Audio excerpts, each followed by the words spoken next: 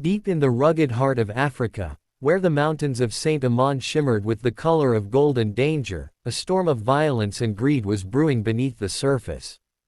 The region was rich in minerals, coveted by powerful smugglers who ran an underworld empire beneath the mask of local militias. NATO had been sent there under a peacekeeping mission, to protect innocent civilians and secure the mining villages from falling into chaos. Among the soldiers was a woman whose courage would one day be spoken of in silence and awe, Captain Ilara Mason, the medic who became a legend. It was the summer of 2023 when the NATO convoy first arrived at Saint Amand base. The area looked deceptively calm, mountains glowing under the sun, rivers gliding through valleys like melted glass, and children running through dusty streets. But under the surface, it was a war zone.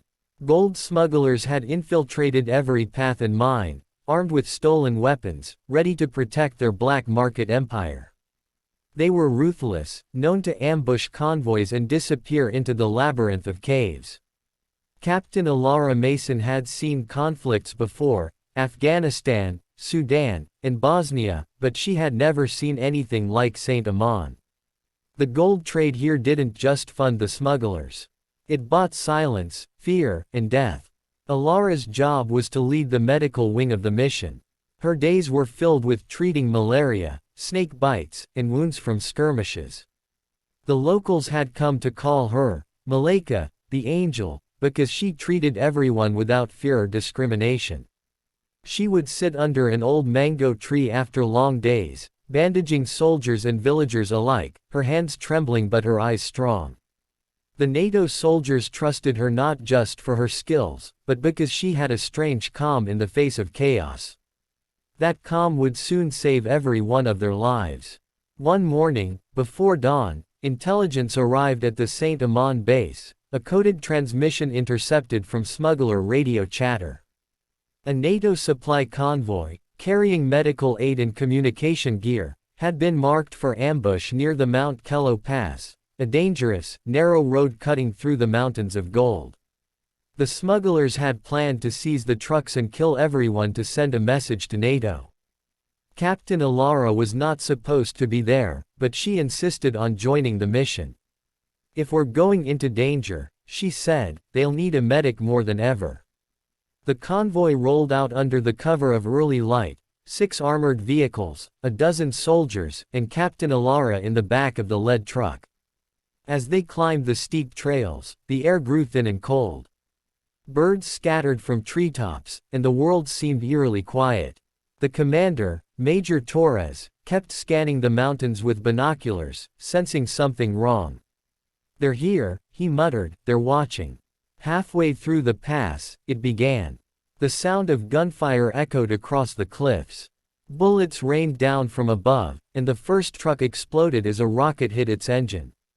The air filled with dust and screams.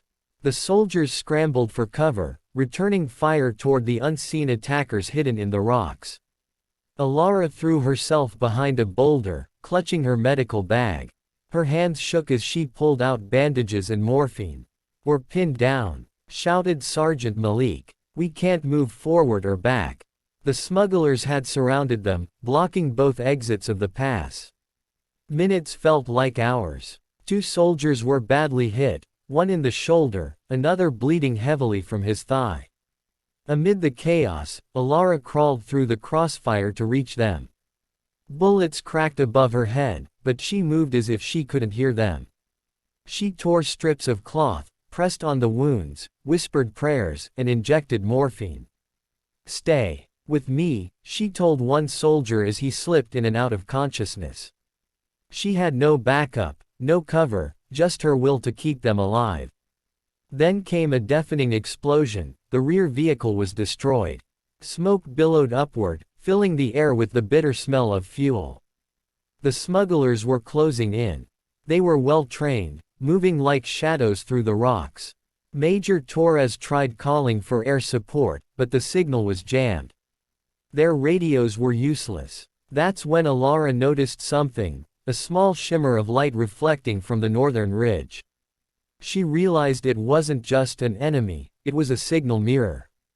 Someone was guiding the smugglers to the convoy. There was a traitor feeding them positions. The commander's face turned pale when she told him.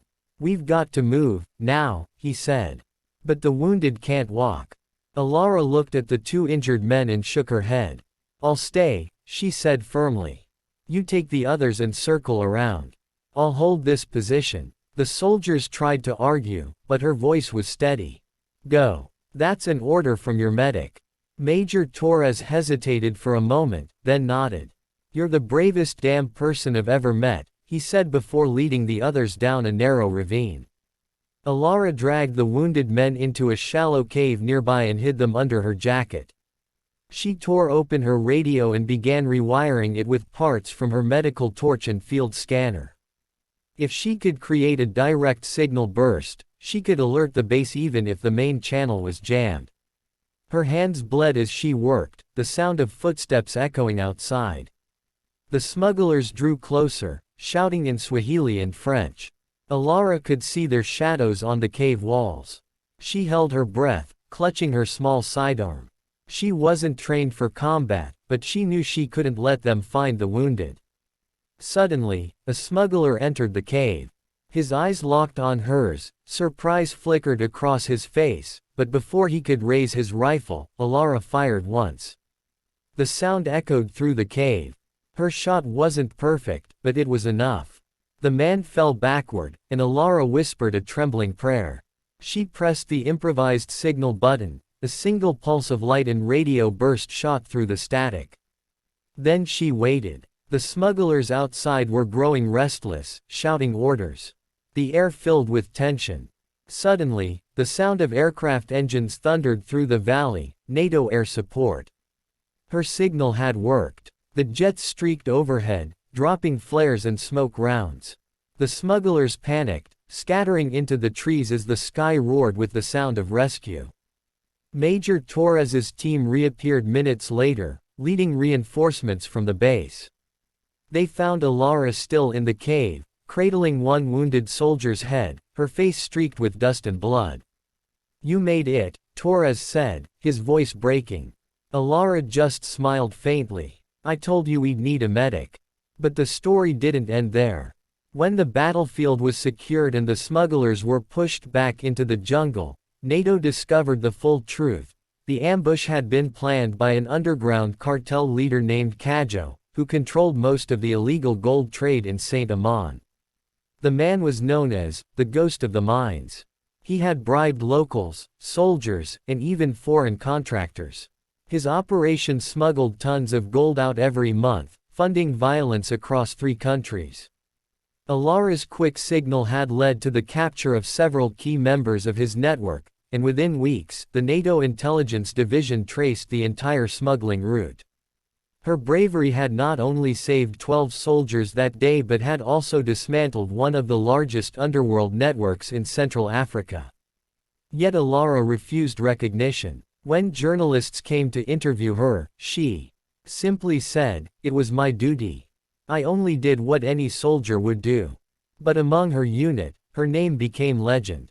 The men she saved never forgot the sound of her calm voice in that storm of bullets.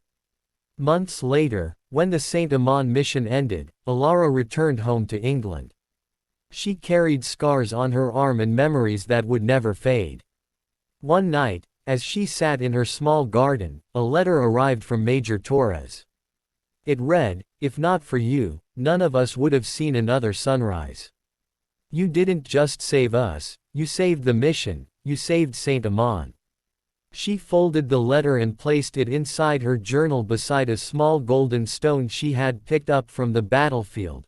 Not real gold, just a fragment from the mountains that had nearly taken her life. She kept it to remind herself of what courage truly meant. Not the absence of fear, but the strength to act despite it. Years later, a memorial was built at the Saint-Amand Pass, a plaque carved into the rock, overlooking the valley where so many had fought. It read, "To those who stood between greed and humanity, who fought not for gold but for peace. In honor of Captain Alara Mason, the Angel of Saint-Amand." Local villagers still tell her story around campfires. They say when the sun sets behind the mountains, and the sky turns gold, you can almost see her silhouette, the medic with a rifle in one hand and a bandage in the other, watching over the land she helped free. Captain Ilara Mason never returned to Africa, but her name became part of the legend of the Mountains of Gold, the woman who saved NATO soldiers not through power or weapons, but through courage, compassion, and an unbreakable will to save lives. And even today, soldiers who serve in peacekeeping missions carry her story in their hearts, a reminder that even in the darkest corners of the world, one brave soul can turn the tide of fate.